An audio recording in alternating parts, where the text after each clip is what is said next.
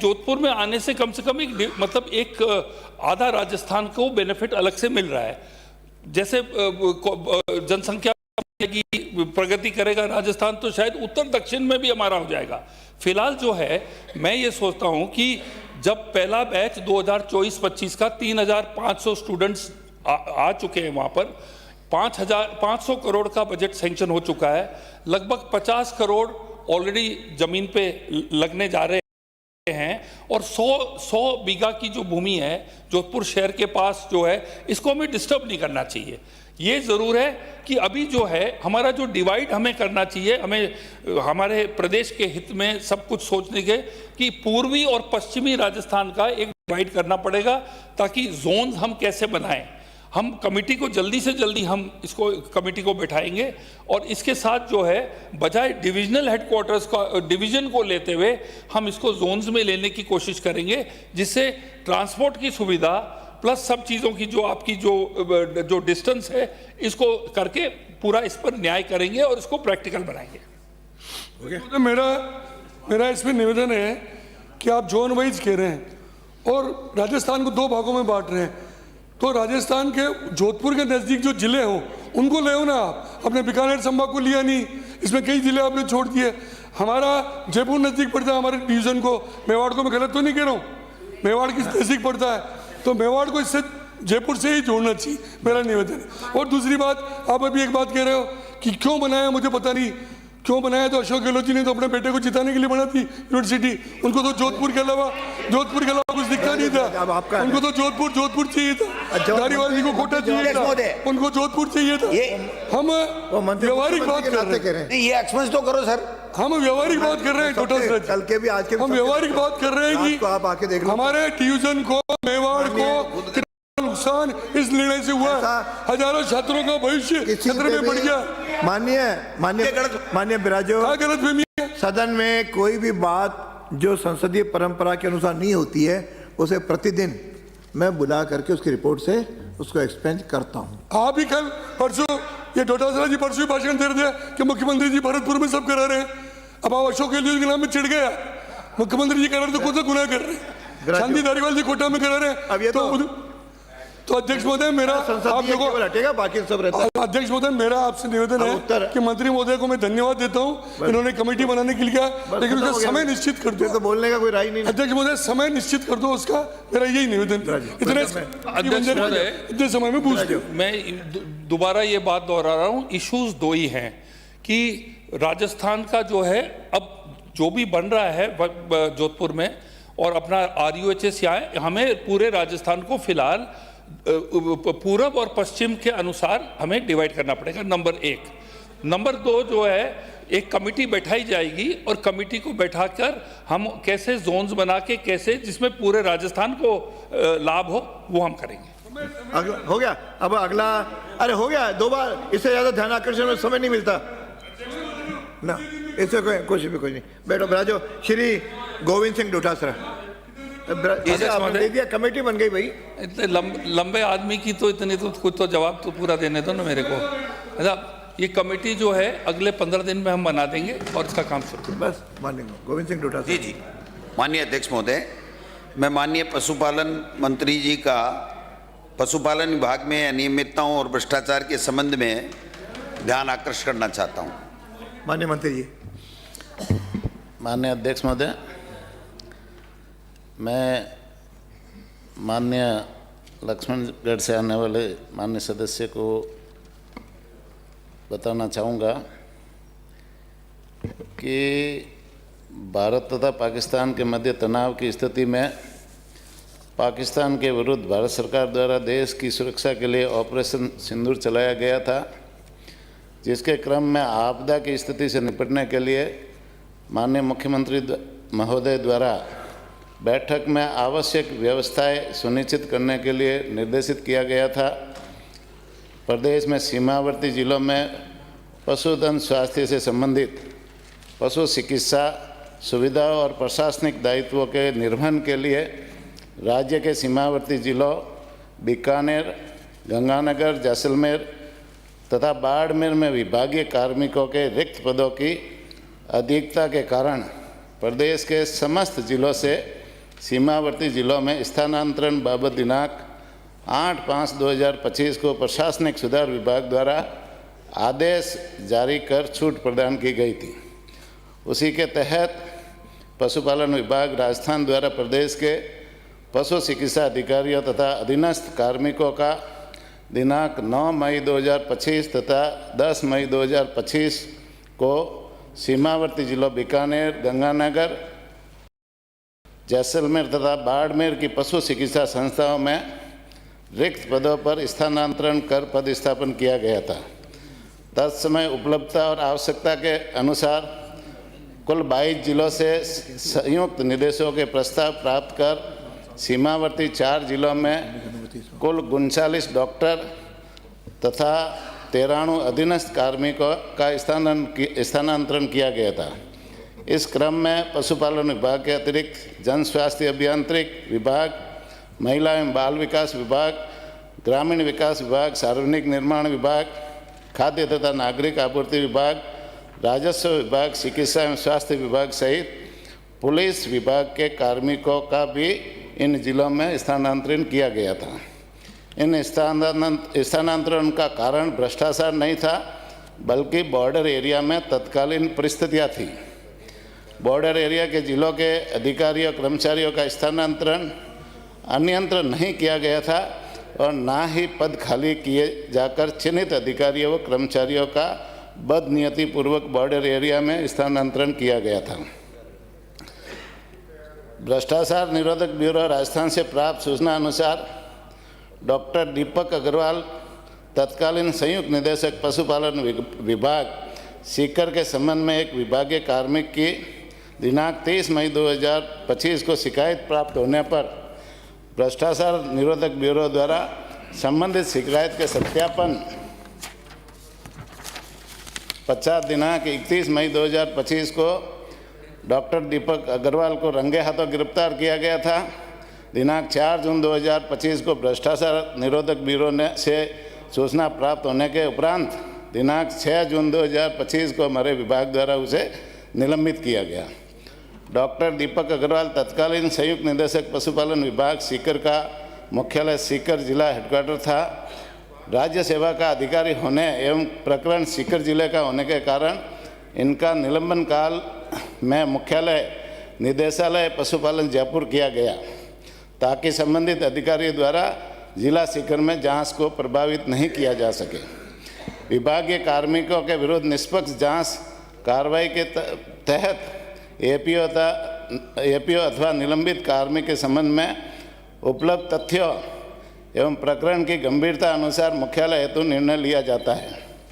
राज्य सेवा का अधिकारी होने के कारण विभाग द्वारा विभागीय कार्रवाई तथा भ्रष्टाचार निवारण अधिनियम के तहत अभियोजन स्वीकृति की कार्रवाई के लिए विभाग द्वारा प्रस्ताव अनुशंसा भेजने की कार्रवाई की जाती है, जिसके तहत विभाग स्तर पर अपेक्षित कार्रवाई कर अनुशासनात्मक कार्रवाई हेतु विभाग के प्रस्ताव पर आरोपी अधिकारी को 16 CCA के तहत कार्मिक विभाग द्वारा दिनांक 11/11/2025 को आरोप पत्र जारी किया जा चुका है।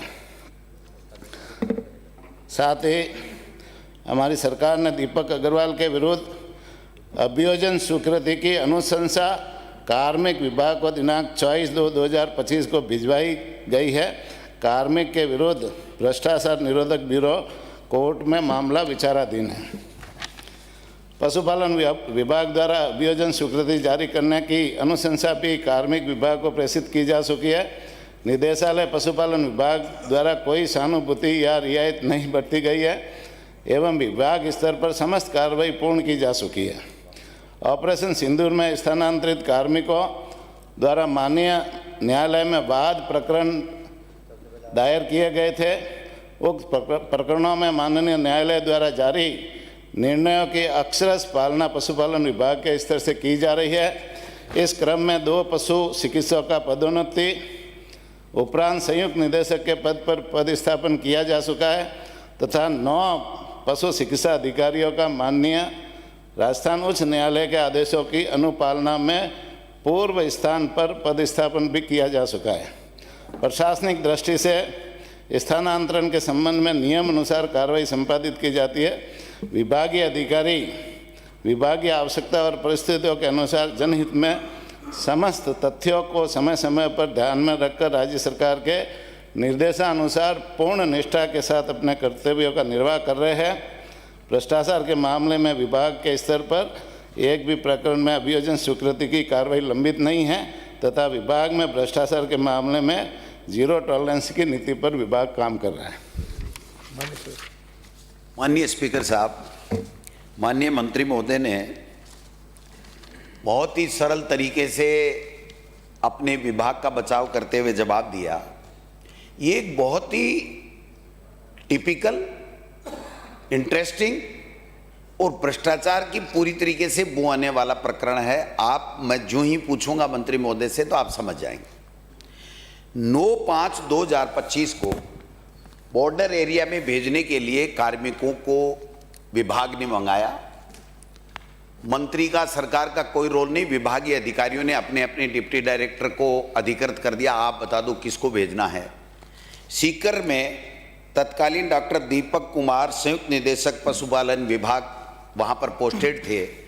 उन्होंने वहां से 16 कार्मिकों की, डॉक्टर छैत और बाकी अन्य कार्मिकों की लिस्ट दी, जिसमें उनकी डीओपी में नाम नहीं था, उसको भी संशोधित करके जो उनके ध्यान में था उन्होंने अपनी मर्जी से भेज दिए और एज इट इज छप करके वो चले गए। 9 तारीख को दिया, 9 तारीख को चले गए।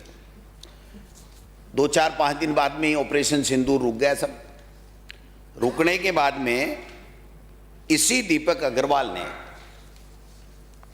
ये कहा कि मैं ये बंदी लेता है सर, वहाँ पर हर कार्मिक से वहाँ पर बंदी लेता है। कभी किसी का ड्यूल चार्ज होता है तो कहीं दूसरी जगह चला जाता है, वो दूसरी जगह नहीं मिलता है, कभी व्हाट्सएप से बात करता है, कभी कैसे करता है, तो बंदी लेता था।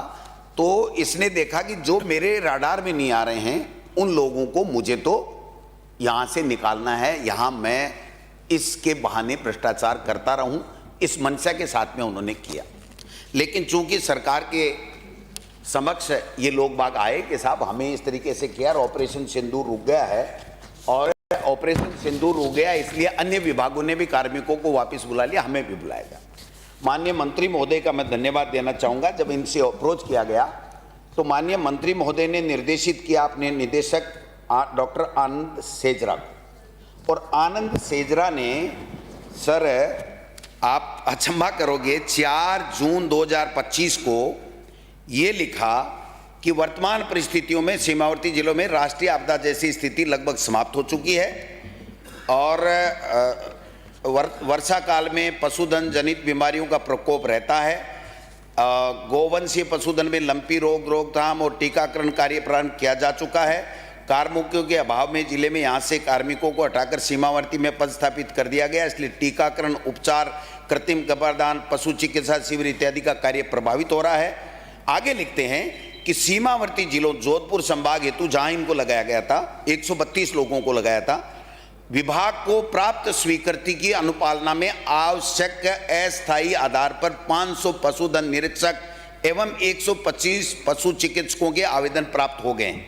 यानी उन बॉर्डर एरिया में लगाने के लिए अस्थायी रूप से सरकार ने, मंत्री महोदय ने और मुख्यमंत्री जी ने स्वीकृत कर दिए कि ये इतने, उनके आवेदन भी ले लिए।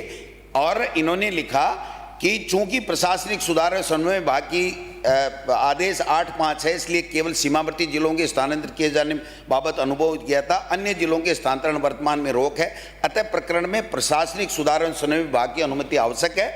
इसलिए पत्रावली माननीय मंत्री महोदय के अनुमोदन के उपरांत आपको प्रमुख शासन सचिव के लिए कहा है कि आपको ये भिजवाई जा रही है कि आप ARD के माध्यम से भिजवा करके इनके ट्रांसफर वापस निरस्त कर दें।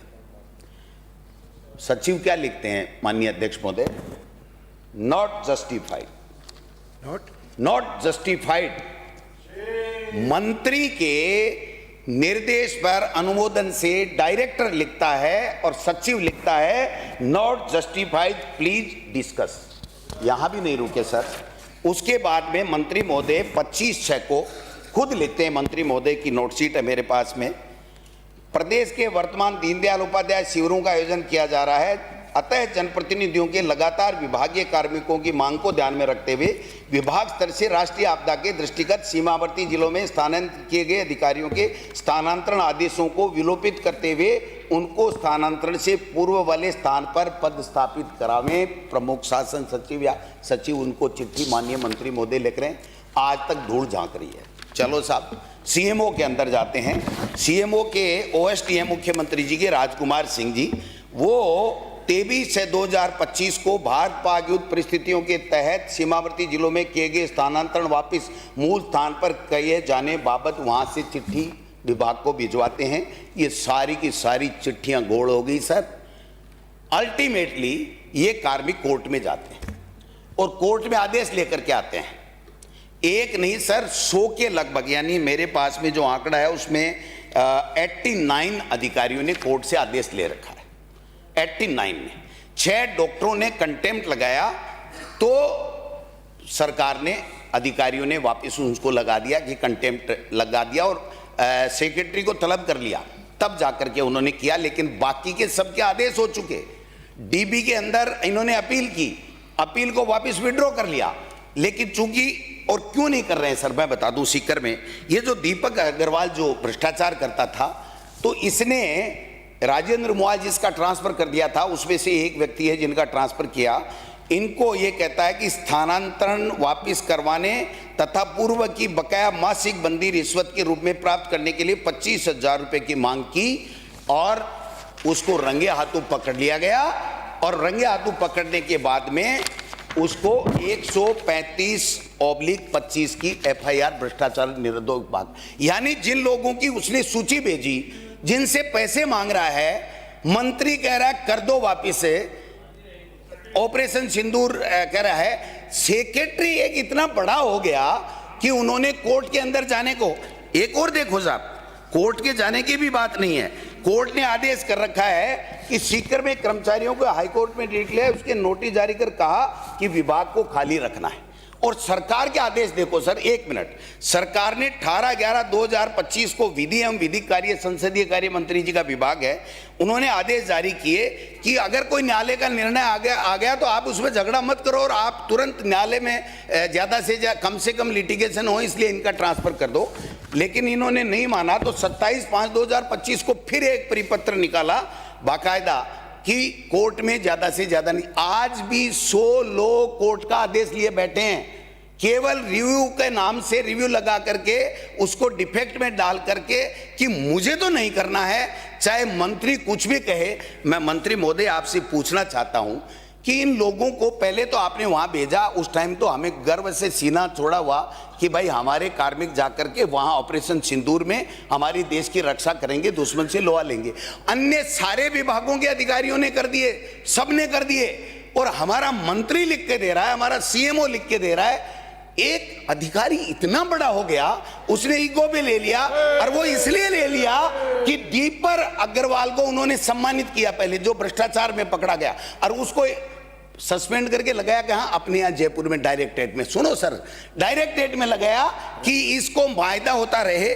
3 आदमियों की एक कमेटी बनाई गई, ये 6/10/2025 को इसकी जांच के लिए, आज तक वो कमेटी नहीं गई। यहां व्यक्ति बैठा बैठा इस जांच को भी प्रभावित कर रहा है, इन लोगों के आदेशों के ऊपर कुंडली मार के बैठा है। ये हमारे सबके लिए, सरकार के लिए कम से कम ये सोचनीय विषय है कि एक मंत्री से, एक सरकार से, एक सीएमओ से एक अधिकारी इतना बड़ा हो गया कि उनसे किसी एडिशनल डायरेक्टर से चंदा चोरी, भ्रष्टाचार भी करवा रहा है और उसका बचाव कर रहा है, और उनको आने नहीं दे रहा है। तो कम से कम मंत्री महोदय, मैं तो आपसे इतना ही पूछना चाहता हूं कि कितने कर्मचारी आज भी हाईकोर्ट के आदेश से आपके पास में हैं, कितने कंटेम्प्ट फाइल हाईकोर्ट के अंदर आपकी हैं, और इन कर्मचारियों का द्वेष नहीं रखते हुए, उन अधिकारियों की नहीं मानते हुए, आप जो सरकार की मंशा है कि किसी को परेशान नहीं किया जाए, तो इन कोर्ट के आदेश की पालना कब तक कर दोगे, ये आप बता दें। कितने कर्मचारी हैं वो बता दो। माननीय बिराजो,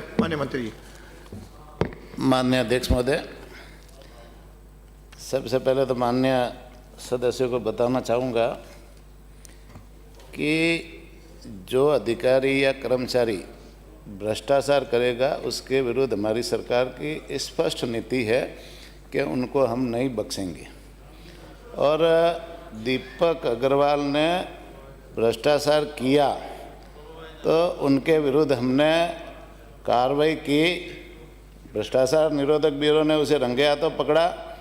विभाग के पास सूचना आते ही हमने 6 जून को उनको निलंबित किया। विभाग की अनुशंसा पर कार्मिक को 11/11/2025 को 16 सीसी की चार्जशीट जारी की और दीपक अग्रवाल के विरुद्ध अभियोजन स्वीकृति की अनुशंसा भी कर दी। और दीपक अग्रवाल को हेडक्वार्टर पर यहाँ जयपुर में लगाने से इस भ्रष्टाचार के मामले में कोई प्रभावित नहीं हुआ कि क्योंकि हमने जितनी उनके विरुद्ध में कार्रवाई करनी थी वो सारी की, वो किसी तरह से प्रभावित नहीं कर पाया। दूसरा रहा, जैसे कार्मिकों को जो 39 डॉक्टर और 93 अन्य कार्मिक थे उनको बॉर्डर जिलों पे लगाया तो उसमें आवश्यकता थी। और वहाँ जो बॉर्डर जिले चारों के चारों जिले, वहाँ पर पद भी खाली थे। इन जिलों में अधिक संख्या के 22 जिलों से जो लगाए, वहाँ जहाँ जहाँ अधिक संख्या थी उन्हीं में से वहाँ लगाए। और चूँकि बीकानेर में 35.56% पद खाली थे, श्री गंगानगर में 27.79% खाली थे, जैसलमेर में 27.24% खाली थे और बाड़मेर में 36.71% पद खाली थे। आवश्यकता भी थी और पद खाली थे, किसी को हटा करके नहीं लगाया। तो नंबर 1 तो ये। दूसरा, फिर बाद में जैसे हमने उनको वापस लगाने के लिए डायरेक्टर को लिखा, लेकिन बाद में वो कार्मिक कोर्ट में गए और कोर्ट में जाने के कारण से ये मामला जैसे लंबित हो रहा है। ऑपरेशन सिंदूर में 4 जिलों में स्थानांतरित कार्मिकों ने माननीय न्यायालय में वाद प्रकरण दायर कर रखा है, जिसमें से 9 डॉक्टरों को न्यायालय के आदेशों की अनुपालना में उनके पूर्व के स्थानों पर हमने पदस्थापन कर दिया है। शेष कार्मिकों का प्रकरण भी न्यायालय में अभी विचाराधीन है। जैसे ही न्यायालय से कोई प्रकरण आएगा या हमारे पास आदेश आएगा तो निश्चित रूप से हम उसको करेंगे। वर्तमान में लगभग पशुपालन विभाग में हमने 1155 कार्मिकों की पदोन्नति की है। भाई आज तक 2019 से इनके कार्मिकों की पशुपालन विभाग में पदोन्नतियाँ रुकी हुई थी। हमने पूरी हमारी सरकार ने पदोन्नति की है और उन पदोन्नति में ऑपरेशन सिंदूर में 4 जिलों में लगाए कार्मिकों की पदोन्नति उपरांत उनको भी उचित स्थानों पर पदस्थापन कर दिया जाएगा। 2 डॉक्टरों की अभी जो पदोन्नति हुई है उनको हमने पदस्थापन कर दिया है और बाकी भी जैसे जैसे पदोन्नति के आएंगे उनको हम उचित स्थानों पर लगाएंगे, उनके साथ में न्याय करेंगे, उनको प्रताड़ित हम नहीं करेंगे। मैं माननीय सदस्य को आश्वस्त करना चाहूँगा, आप कार्मिकों के हित में बोल रहे हैं तो निश्चित रूप से हम भी कार्मिकों के हित के, हमारी सरकार है और हम कार्मिकों को किसी तरह से परेशानी में नहीं आने देंगे। उनके साथ में खड़े रह कर के हम मजबूती के साथ में उनको न्याय दिलाने के लिए पूरा प्रयास करेंगे। कोई आपके किसी भी कार्मिक को हम परेशान नहीं करने देंगे। माननीय स्पीकर साहब, मैं तो इतना ही पूछ रहा हूँ, आपने खुद ने स्वीकार कर लिया कि मैंने उनके ट्रांसफर निरस्त करने के लिए विभाग को लिखा, नहीं मानी आपकी कोई बात नहीं मानी। कोर्ट में मैंने पूछा था कि कोर्ट से कितनों का फैसला हो गया, आप रिव्यू लगा के बैठे हो या कंटेम्प्ट में आप जा रहे हो, उसको नहीं पूछ रहा मैं तो ये कह रहा हूं कि कोर्ट में कितने 132 में से कितने कर्मचारी, और एक आपका ही विभाग ऐसा कैसा है कि कोर्ट के द्वारा उसको वापस अपने इच्छित पूर्व मूल स्थान पे आना पड़ रहा है। अन्य सरकार में एक भी विभाग में ऐसा केस नहीं है। आज कम से कम 10 कंटेम्प्ट लगे हुए हैं सर, 10 कंटेम्प्ट माननीय स्पीकर साहब, और अभी भी मंत्री महोदय ये जवाब दे रहे हैं कोर्ट से आदेश आ जाएगा। मैं तो सीधा सीधा पूछ रहा हूं कि कोर्ट से कितने लोगों का आदेश हो चुका लगाने का और उनको आप कब तक लगा दोगे? कंटेम्प्ट है, एक भी रिट नहीं है पेंडिंग। कंटेम्प्ट इसलिए है कि आपका अधिकारी आपकी मानता नहीं है और वो ये कहता है कि दीपक अग्रवाल को ट्रेप कैसे कराया भ्रष्टाचारी को, वो मेरा मित्र था, उस मित्र को बदला लेने के लिए उसको ट्रेप होने के कारण से वो इनको कोर्ट में घसीट रहा है 100 लोगों को। इससे बड़ी शर्म की बात सरकार के लिए कोई हो नहीं सकती है। आप मुझे इतना बता दें कि कितने लोगों का आदेश आ चुका है और उनका जिसका कोर्ट का आदेश हो गया उनको आप कितने दिन में पोस्टिंग करोगे कि नहीं करोगे? विराजो माननीय मंत्री जी, लास्ट बोल दो। माननीय अध्यक्ष महोदय, पर्याप्त हो गया। मैं माननीय सदस्य को आश्वस्त करना चाहूँगा, कोर्ट में जो भी आदेश हुआ है, अभी जैसे 9 लोगों ने ये जो आदेश हुआ उनको हमने नियुक्ति उनके इच्छित स्थानों पर दे दी, जो पहले से लगे हुए थे उसी स्थानों पर दिए। और भी जैसे कोर्ट वाला जो प्रकरण है, न्यायालय सर्वोच्च होता है, न्यायालय के आदेशों की पालना करना हमारी सरकार का धर्म है और न्यायालय के आदेशों को अवहेलना हम नहीं करेंगे, उनकी पालना करेंगे। और जैसे जो संख्या पूछ रहे हैं केवल अटेम्प्ट के आदेश 89 कर्मचारियों का हो चुका, उसमें से 6 डॉक्टरों को आपने लगा दिया, वो 6 डॉक्टर आ गए, अच्छी बात है, लेकिन बाकी के आदेश होने के बाद में इंतजार किसका किया जा रहा है? मेरे पास में सारे कोर्ट के आदेश है, आप कहो तो मैं टेबल कर दूं, आप कहो तो मैं आपको भिजवा दूं। केवल और केवल एक अधिकारी की हठधर्मिता और दीपक अग्रवाल से उनकी दोस्ती के कारण से पूरे राजस्थान के पशुपालन विभाग को और पूरी सरकार को बदनाम किया जा रहा है कि उसको ट्रेप कैसे कराया। मैं आपको यहाँ पर नौकरी नहीं करने दूंगा। ध्यान आकर्षित हो गया, ध्यान आकर्षित हो गया। कोई बोलना है क्या? नहीं तो अगला मुझे विधायी काम भी कराना है। माननीय अध्यक्ष महोदय, मैं माननीय सदस्य को पूरी तरह से आश्वस्त करना चाहूँगा कि हमारी सरकार कार्मिकों के हितों के प्रति सजग है और उनको किसी तरह से नुकसान नहीं करेंगे। और देखो, जो कोर्ट के आदेशों की पालना करेंगे और कोर्ट में जो विचाराधीन है उसके बाद में जहाँ भी कोर्ट का फैसला होगा उसके पालना करेंगे। हियरिंग करा के जल्दी करो। आप मुझे बता देना ना, आप मुझे बता देना, आप है ना, हम कार्मिकों के साथ है, हम कार्मिकों के साथ हैं, हम कार्मिकों की मदद करेंगे। मैं माननीय सदस्य को ये हो गया, आश्वस्त 2 बार 3 बार हो गया, इतनी देर तक नहीं हो सकता।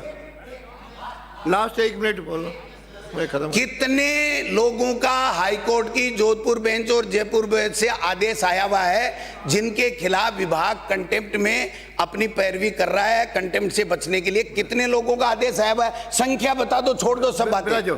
संख्या बता।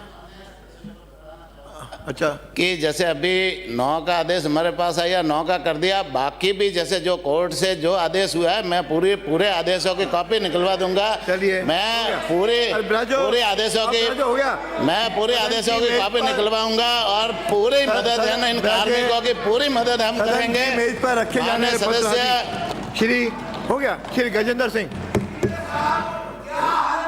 ध्यान भी आकर्षित हो गया, जवाब आ गया। हाँ, माननीय अध्यक्ष महोदय, मैं आपकी अनुमति से कार्यसूची में किए गए उल्लेख के अनुसार वित्त कर विभाग की एक अधिसूचना सदन की मेज पर रखता हूं। श्री जोगाराम पटेल, वार्षिक प्रतिवेदन। माननीय अध्यक्ष महोदय, वार्षिक प्रतिवेदन थोड़ी सा मैं आपकी अनुमति से कंपनी अधिनियम 2013 की धारा 395 के अंतर्गत राजस्थान पर्यटन विकास निगम लिमिटेड जयपुर का वार्षिक प्रतिवेदन वर्ष 2020-21 सदन की मेज पर रखता हूं। याचिकाओं का उपस्थापन श्री अमित चाचाण। धन्यवाद अध्यक्ष महोदय। अध्यक्ष महोदय, मैं आपकी अनुमति से निम्नांकित याचिकाओं का उपस्थापन करता हूं। विधानसभा क्षेत्र नौहर में पशु विज्ञान महाविद्यालय की स्थापना करवाए जाने के संबंध में एवं विधानसभा क्षेत्र नौहर में शहरी प्राथमिक स्वास्थ्य केंद्र नौहर को शहरी सामुदायिक स्वास्थ्य केंद्र में करवाए जाने के संबंध में। श्री अमीर सिंह भायल, श्री बाबू सिंह राठौड़। अध्यक्ष महोदय, मैं आपकी अनुमति से विधानसभा क्षेत्र शेरगढ़ के सेखाड़ा, भूमरा, लोड़ता, हरिदासता व बस्तवा में केंद्रीय विद्यालय खोलने के लिए राजस्थान सरकार का प्रस्ताव केंद्र सरकार को भिजवाने के संबंध में एक याचिका का उपस्थापन करता हूं। श्री चेतन पटेल, कोलाना। अध्यक्ष महोदय, मैं आपकी अनुमति से विधानसभा क्षेत्र पीपलदा के सुल्तानपुर एवं इटावा नगरपालिका क्षेत्रों को आबादी में परिवर्तित करवाने के संबंध में एक याचिका का उपस्थापन करता हूं। श्री संजय कुमार। अध्यक्ष महोदय, मैं आपकी अनुमति से विधानसभा क्षेत्र बसेड़ी धौलपुर की कतिपय सड़कों, पुल कार्य के निर्माण की स्वीकृति जारी करवाने के संबंध में याचिका का उपस्थापन करता हूं। श्री छगन सिंह राजपुरोहित। अध्यक्ष महोदय, मैं आपकी अनुमति से विधानसभा क्षेत्र और के सनवाड़ा में वन विभाग द्वारा मातृवन नमो वन की स्थापना करवाने के संबंध में याचिका का उपस्थापन करता हूं। विधायक काम श्री जोगाराम पटेल। माननीय अध्यक्ष महोदय, मैं आपकी अनुमति से प्रस्ताव करता हूं कि राजस्थान विक्षुब्ध क्षेत्रों में स्थावर संपत्ति के अंतरण का प्रतिषेध और परिसरों से किराएदारों को बेदखली से संरक्षण के लिए उपबंध विधेयक 2026 को विचारार्थ लिया जाए। माननीय सदस्यों, इस पर जिन्होंने कट मोशन दिया है उनका नाम पुकारो। उसके पहले हमेशा सदन को निश्चित अवधि तक चलाना होता है। किसी भी विधेयक के लिए समय निश्चित होता है, अतः समय सीमा तो बांधनी पड़ेगी, कि अनिश्चित काल तक तो कोई नहीं बोल सकता। और अभी भी 3 बजे के आसपास ये अपन विधेयक करें। मेरे पास बोलने वाले जिन्होंने कट मोशन लगाया ऐसे 23 लोग हैं। उसके अलावा 3, और जब अपना अंतिम वाचन होता है उसमें भी 2-3 4 लोग बोलेंगे और मंत्री का जवाब भी होगा। तो कुल मिलाकर के इसे निश्चित समय, और ये हमेशा सभापतियों को निर्देश मैं ही देता हूँ, और सबसे आग्रह तो सब आसन का पालन करें। आसन का पालन करना हम सभी का ड्यूटी है। और घंटी भी बजाई, नहीं तो समय कैसे, आदमी तो बोलते समय पता नहीं लगता कौन कितना बोल रहा है। मैं भी बजा रहा हूँ, अगला भी जो आसन पे बैठेगा वह भी बजाएगा, यह उसका अधिकार है। अतः आज मैं निश्चित करके जा रहा हूँ, प्रत्येक जो इसमें है अधिकतम 10 मिनट सबको बोलने के, 5 मिनट पता है कि मेरे को कम पड़ता है, और तब भी जाकर के 8 बजे तक तो ये सदन चलेगा। इसलिए अधिकतम 10 मिनट तक बोलें। कोई वाइंड अप कर रहा है तो 1-8 मिनट सभापति को कह के सब मैं वाइंड अप कर रहा हूँ, मुझे 1 मिनट आधा मिनट और दे दो। सदन तक सभापति देते हैं, मैं भी देता हूँ, अतः इसका पालन करें, ऐसा मेरा सबसे आग्रह। श्री गोविंद सिंह डोटासरा। अध्यक्ष महोदय, ये क्रम संख्या वही। अध्यक्ष महोदय, मैं आपके आज्ञा और व्यवस्था शिरोधार्य है, लेकिन मैं फिर एक बार निवेदन करना चाहता हूँ।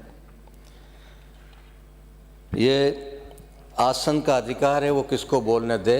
कल वाली घटना का बोल रहे हो? कल वाली का? हाँ, कल वाली बात का उचित समय पर, क्योंकि मैंने अभी पूरे देखे नहीं, साक्ष्य भी इकट्ठे कर रहा हूँ, उस पर मैं इकट्ठे करके उचित समय पर इसका निर्णय भी दूंगा। उसके अलावा कोई बात हो तो बताओ।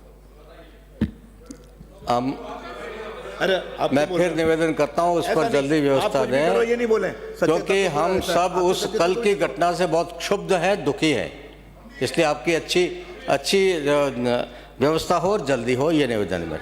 चलिए, माननीय गोविंद सिंह डोटासरा। माननीय स्पीकर साहब, ये बिल राजस्थान विक्षुब्ध क्षेत्रों के स्थावर संपत्ति के अंतरण का प्रतिषेध और परिसरों से किराएदारों को बेदखली से संरक्षण के लिए उपबंध विधेयक 2026 मेरे समझ से परे है कि इस बिल की आवश्यकता क्यों पड़ी। यहाँ राजस्थान बहुत ही शांति प्रिय है और इसमें किसी तरीके की कोई बात आज की तारीख तक आई नहीं। ये बिल केवल और केवल सभापति महोदय इसलिए लाया गया है कि गुजरात की अंदर बिल है और वहाँ पर आराम से सत्ता चल रही है। एक धार्मिक उन्माद फैला करके, ऐसे बिल ला करके, एक माहौल बना करके और बहुसंख्यक वोटों को अपनी तरफ करके और सरकार में काबिज रहना है, ये इनके प्रकार है। इसलिए वहाँ और वो मॉडल यहाँ पर आप अडॉप्ट करने जा रहे हो। एक तरीके से ज़मीन जायदाद के ऊपर नज़र सरकार की हो तो इससे बड़ा कोई दुर्भाग्य कोई हो नहीं सकता प्रदेश का कि सरकार ये चाहे कि कौन ज़मीन बेचेगा, कौन ज़मीन खरीदेगा, कहाँ की ज़मीन कीमती है, कहाँ मुझे इसको जो है वो क्षेत्र घोषित करना है और डिस्टर्ब एरिया घोषित करना है, किस अधिकारी को वहाँ लगाना है, कौन अधिकारी उसकी कीमत तय करेगा, बेचेगा नहीं बेचेगा, खरीदेगा नहीं खरीदेगा, इसकी अनुमति देंगे। ये सारे के सारे अधिकार जो हमें संविधान लाइट्स से ऑन हमें मत हर करो। नागरिक को प्राप्त हुए हैं, उनके ऊपर चलने तो सरकार का नियंत्रण चलेगा करना डायरेक्ट, बिना और उसके। सरकार का इस तरीके से भ्रष्टाचार का हेलो, बचाव हेलो। करने के लिए और हेलो। इस क्षेत्र को शांत क्षेत्र को अशांत करने का एक षड्यंत्र इस बिल के माध्यम से सरकार करने जा रही है। इसका मैं पुरजोर शब्दों में आप देखिए सर, धारा 3 क्या कहती है, अपनी मर्जी से डिस्टर्ब एरिया निर्धारित करेगी, कोई कुछ नहीं, जो सरकार को लगेगा। एक समुदाय विशेष, कौन सा समुदाय आप इस बिल में किए